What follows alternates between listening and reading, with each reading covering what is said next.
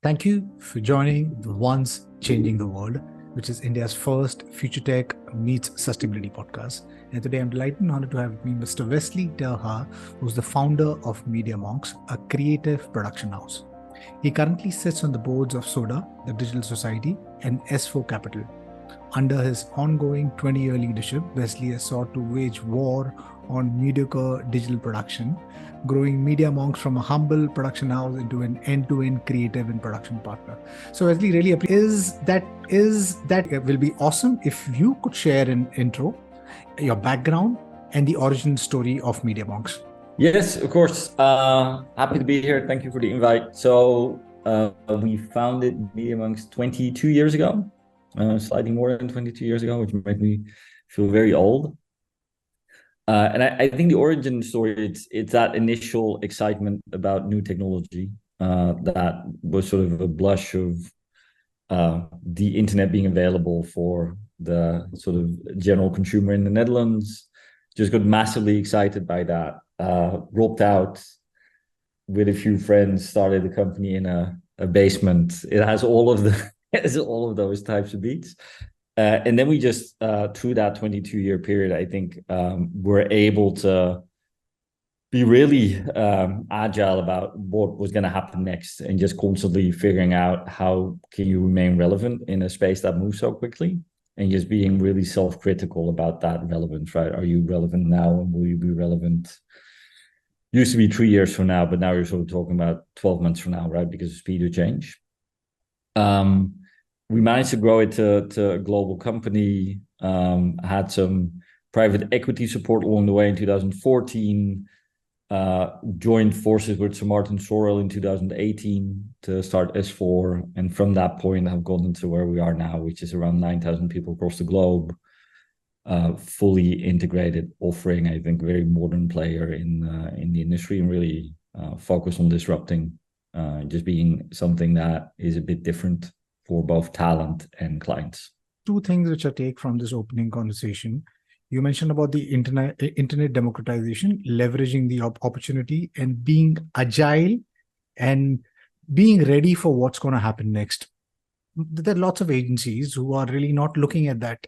And I hope they start looking at that because there's some really insane disruption, if you might call it, happening at this point in time, because it's like a convergence of technology. So maybe I'm going to start with generative AI. You've also done a report on it, So there's today we have, tools which allows us to do text to image, text to video, text to 3D, text to game design, text to creative copywriting, songwriting, script writing. So the creative content creation is getting automated.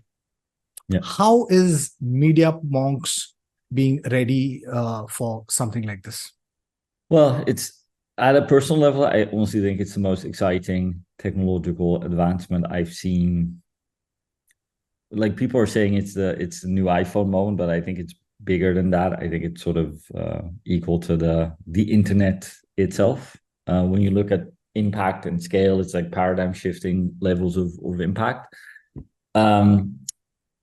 This is where I think our model works. So we were looking at this back in 2017. There's presentations, there's quotes, there's projects that are sort of leaning into the early sparks of what generative AI now is. And for me, it's always, if you see something like this happening, you have to look at two things. Is it real? And if it's real, is it really happening right now? Right? Because timing is an important part of success in our industry. So for a long time, you could see that it was really going to happen, but it wasn't quite happening now. Technology wasn't quite there. If you look at the last 6 months, it's gone from a toy to a tool, right? And our focus has been fast and first, right? We had our the revolution will be generated piece in market early. We had our AI ethics already locked up and published. We have been training our teams. We've optimized our own production pipelines with AI. We're helping clients. And it's interesting from a client perspective, right? You have some clients who want to move very quickly.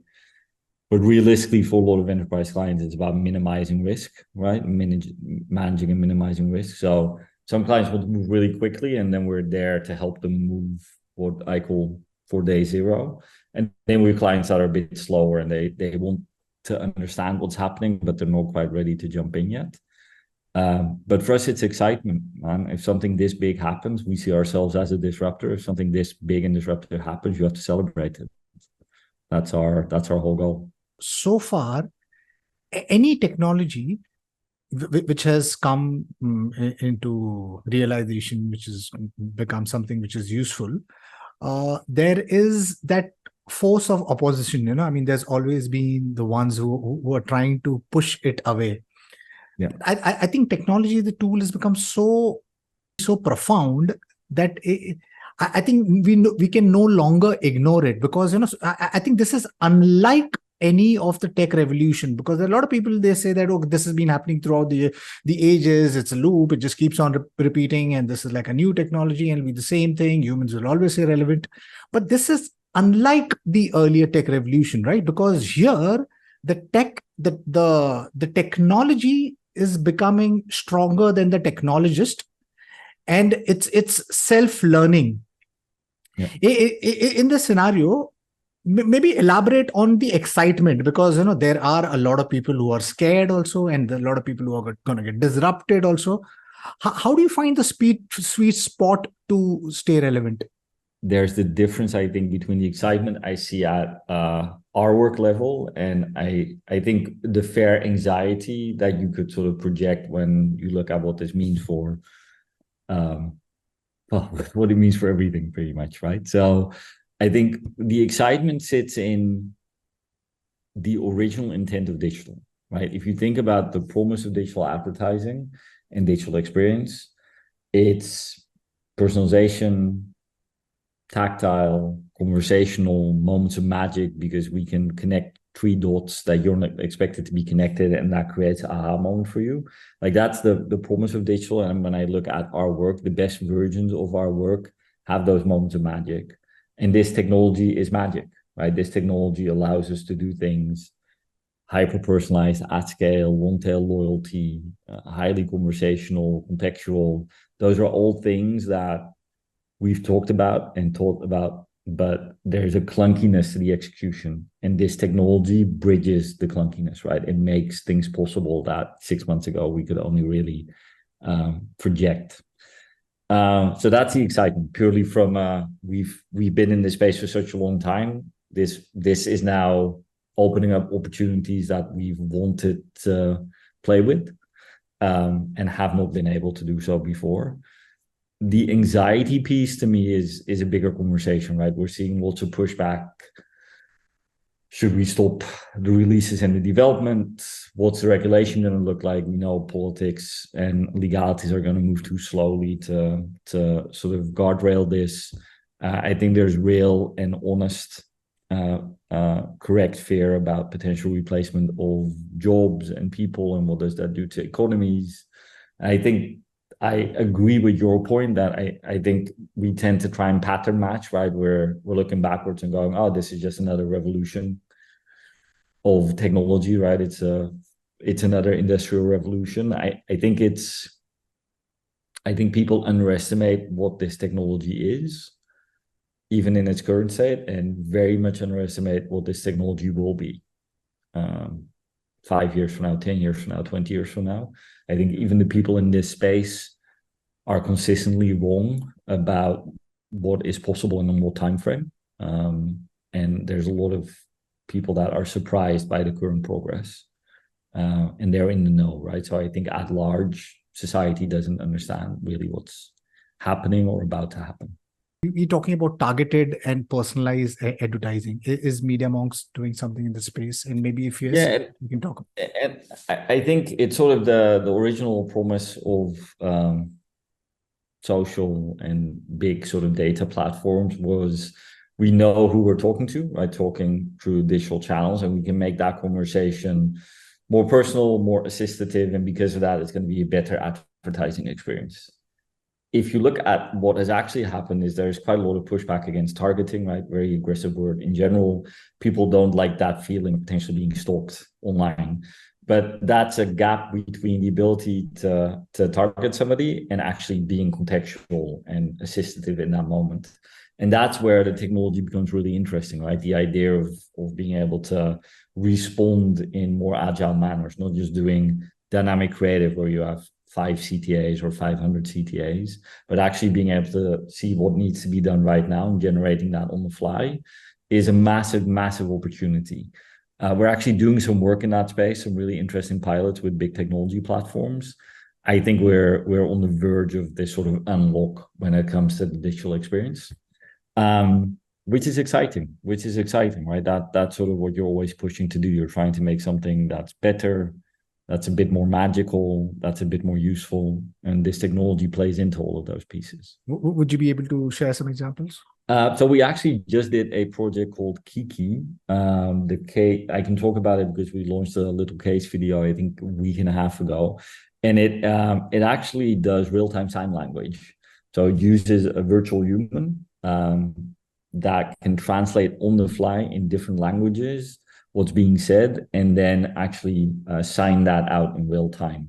And when you think about what that does, right, it combines a bunch of innovation, some of that around meta-human, some of that around real-time 3D, which is now possible to sort of use in ways that wasn't possible before. Some of that around AI because of language recognition, some of that around AI because of being able to understand context of that language, right? And you put those things together and suddenly you have something that just wasn't possible even 6 months ago.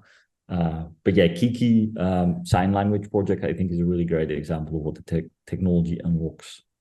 Lovely. How cool is that? I mean, earlier hinting at, the convergence of technologies, and earlier, I mean, so far, I mean, we've been using, a flat interface to kind of create, a kind of messaging, but that itself is changing. And there's like, there's AR, VR, MR, AI, generative AI, Web 3.0, and all these are converging to creating contextual assistive, messaging. Could you talk about the role of Metaverse in advertising and branding? Yeah, so I think it's interesting, right? If we look at the last few years, there's been so much technology discussion. You sort of talked about some of the metaverse, generative, Web3, and then you have sort of real time that sort of plays into that. I think metaverse and Web3 in general, massive hype cycle, of course, but I think it's always important to look past the hype cycle and look at what's a reflection of what's happening in culture. And I think the biggest takeaway for me is people are spending massive amounts of time on screens and machines, more so now than ever, and COVID sort of compressed some of those timelines. But it's not just the time spent, it's the value of the time spent. So we're now a year away from the second full generation that sort of grew up with the internet and digital and phones and apps and all that type of stuff, right? Gen Alpha. So you have 2 full generations that have grown up understanding that the time they spent in digital channels is valuable, right? It isn't a second life. That's sort of my generation. It is life. And I think if you then look at Metaverse, that's a great example of that, right? If the time you're spending in digital channels is important as the time you're spending in real life, then it isn't strange that you're spending some of that time together in more tactile places. Happens in gaming, happens in Roblox, happens in Horizons, happens in a bunch of different areas, happens in Fortnite, of course. And of course, there was an article, The Death of the Metaverse, 2 or 3 days ago. And I saw the Sweeney from Unreal say, we have 600 million people a month in these spaces, right? That's a big funeral. But you sort of go along the line, right? Metaverse is spending that time together in tactile spaces. NFT is ownership in digital spaces. The idea of avatars and identity being more fluid, I think, is a great reflection of how culture sort of operates these days. So for me, Metaverse, technology-wise, there's lots to do, but it's a good reflection of just spending more tactile time in digital channels together, which I think is a real trend and is going to be a real ongoing sort of area of growth. Right. I think, I mean, the transition is very clear to see. We are quickly moving on to the digital world, and, we possibly will break away from the 2D interface and get into the 3D world, because I think in the next few years, the interface itself will change from, carrying technology to wearing technology, where possibly the entire screen, wherever you look, is going to be a screen. That's going to be such a game changer of sorts. Now, so far the storyline, the content creation itself has always been linear, but through these, I keep on saying tech, but these layers which is coming in, we going to the gamification of everything. We gamifying everything. How is the advertising and marketing industry leveraging the gamification? I think what we're seeing now is a bit bigger, because it's not so much the gamification, it's the idea that all of culture is sort of eaten by gaming as the main entertainment industry, right? Gaming is bigger than pretty much everything. So you just have a massive amount of people, very broad demographic, that is just used to gaming being one of their main channels of fun and entertainment, and in some cases community. And I think marketing and brands in general still struggle with that space, right? Because it's non-linear, it's heavier on community, it's more difficult to be authentic in those places. But it's very meaningful if you think about brands just going from big media buys with TV, suddenly having them play in social spaces and platforms, now having to think about how they turn up in gaming. Most of them haven't even really figured out social yet. So it's a big lift, and we see a lot of clients, I think, struggle with their role in that landscape. So yeah, it's almost beyond gamification. Gamification was more of the mechanics, and now it's really the culture. Right. But Wesley, there is, because of this democratization of technologies, there's various dynamics which is being played out. What I mean to say is that, earlier there used to be, these huge agencies. Now there are single or two member agencies. There are individuals who have capabilities or capacities, studios and production houses. And what this exponential tech stack is doing is that, it's democratization things, but the monetization is dwindling, and in this, so is the attention of the consumers. The content is becoming shorter in this rapid dynamic world. What does a marketing agency or a production house or a studio do to stay relevant? It's a good question, and that's our key question to ourselves, right? How do you stay relevant and be really critical if you are relevant?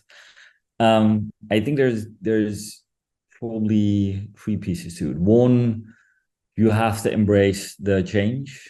What I always think is super interesting when you look at the analytics and stats of the tech platforms, the consumers and their attention move way ahead of the advertising and the brands, right? So consumers always find the next space, and then brands and advertising are stuck in the previous space.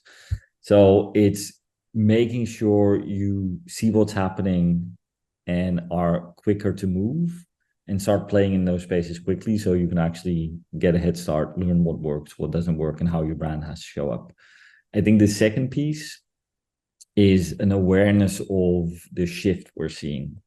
I would say we're almost post-social now, right? TikTok isn't social. Gaming isn't social. Like, both of them are social in the enjoyment of it, but they're not traditional social channels anymore. They're entertainment, right? TikTok positions themselves as an entertainment brand. Gaming is entertainment. And I think it gets reflected in creator culture, right? We're less influencer culture, we're now creator culture, but creators are massively powerful media channels all by themselves nowadays, right? You can sort of look at a Mr. Beast and his ilk, and it's, as a company, how do you collaborate with those players, right? They're no longer just a screen to buy media on, like influencer marketing. They're creatives to collaborate with that have massive cultural sway. So it's not being afraid to get into that space and have a really honest sort of assessment of how to play there. And then I think the third piece is just the speed and scrappiness and agility to be out there. I think if you're an organization that has 6-month, 9-month, 12-month planning cycle, then the work you do that is going to be in market work you do now is going to be in market 6 to 9 months from now. It can be really difficult to be in context because there's so much change now that you have to shorten your own cycles. You have to shorten your creative and strategy cycles. You have to shorten your production cycles. You have to shorten your launch cycles. You have to shorten your feedback loops, and you have to shorten your sign-up processes, right? You have to, always on is an overused term, but you have to move towards that to be, I think, a modern marketing organization nowadays. In this scenario, when all of these tech stacks still in the nascent stage, what happens, when the generative AI tech stack tools can create everything on demand? Well, it becomes really interesting to think about the role of that within the process. I think if I look at some of the work we're doing currently, a lot of it is, for instance, around photo production or film production, right? And you sort of go, okay, we know what the traditional process looks like, but what would it look like completely reinvented? So we have a big client where we're doing, it's a very high-end product client. So this isn't something that people by default feel comfortable with, right? They're used to doing extremely high quality video and photo shoots. We now have examples where we're doing the same type of output and same level of output completely virtually and generated, right? Virtual studio environments with generated content. And the output is honestly amazing. But a lot of the value that we're creating there is in the pipeline, the process, understanding which tools and technology are going to work for what is needed, and then having talent that is trained at the very highest levels on that technology. I think there's sometimes the current feeling is that there's a big magic button, right? You sort of go to a big magic AI button, you press it, and everything happens. It's more complex than that. It's not saying that it's going to be that complex for the next 5 years, right? But there's a lot of complexity to that landscape currently, where I think the best talent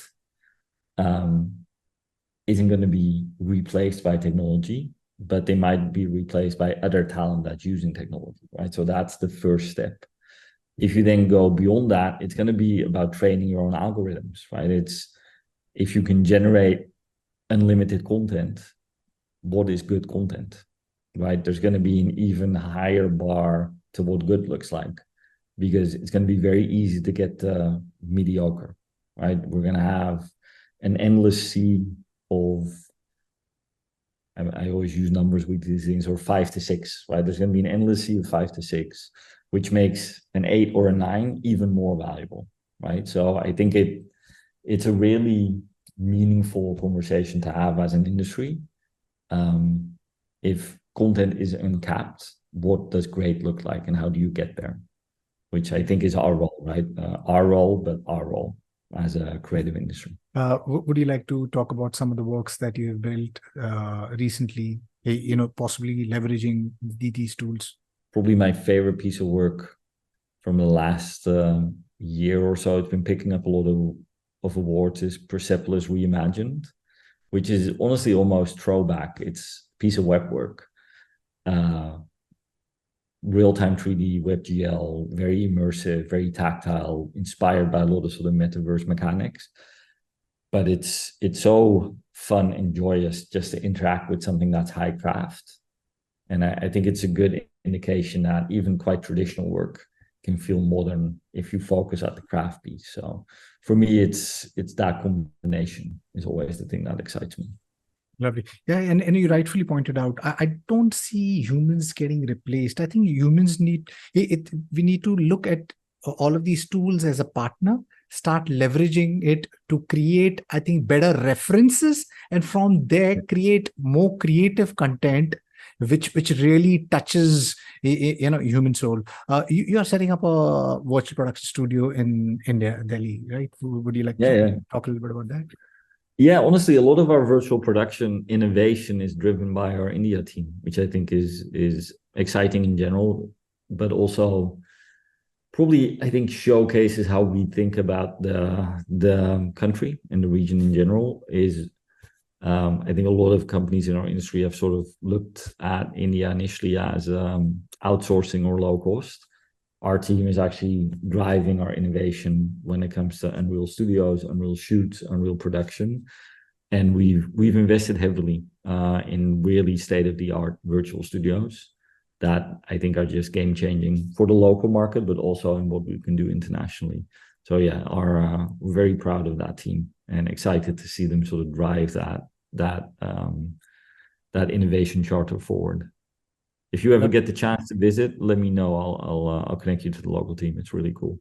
Super. How cool is that? We'll look forward. What are your goals and aspirations for MediaMonks as the company continues to grow and evolve?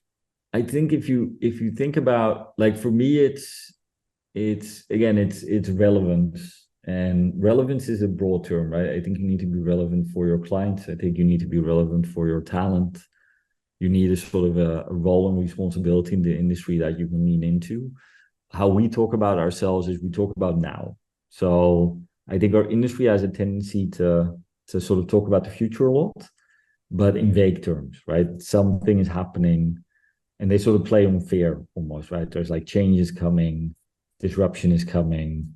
We can be your partner. I find that the vagueness is too easy, right? So we focus on now relentlessly. We're like, what's happening now in culture, in commerce, in technology, and what should we be doing now for our clients, for our talent, for our business as a whole? And that, to me, I want us to be that partner constantly, right? Just in the moment and constantly pushing what's next. And then I think if I look at the next 2 years, that to me feels like a time frame where there'll be so much innovation and disruption and opportunity and excitement and anxiety, right? All of those things. I want us to be the first protocol, right? For the world's best talent that wants to be a part of that, and for the world's most ambitious clients that need a partner that can help them get through that. That's my goal and our goal. Lovely. Wesley, appreciate you taking time, being part of the podcast. Wish you the very best, and I hope you reach the goal very, very soon. Any last pitch to clients on, you said not look at the future, maybe now or maybe in the next 2 years. How can they come to you and create content which reaches to everyone? Well, I think my pitch would be, we have some of the world's best talent, and we're empowering and superpowering them to lean into change and to use the technology and to experiment with it and to be part of that evolution or maybe even revolution. So if you're a client that needs a partner that is fast and first and excited about the change, I think we're it. So hopefully we can do some work together. Lovely. Wesley, appreciate you taking time being part of the podcast. Exciting as well as scary times. Scary for those who don't want to leverage these tools, and exciting for those who understand that change is the only thing which is constant. And I think, to create opportunities or create a preferred future, you need to be a lifelong learner. The world is getting more and more awesome. Me sitting in part of India, or somebody sitting in any part of the world can reach out to anyone and create connections and businesses and opportunities. And that's what these tools have done so far. And this tool is now growing and becoming more profound.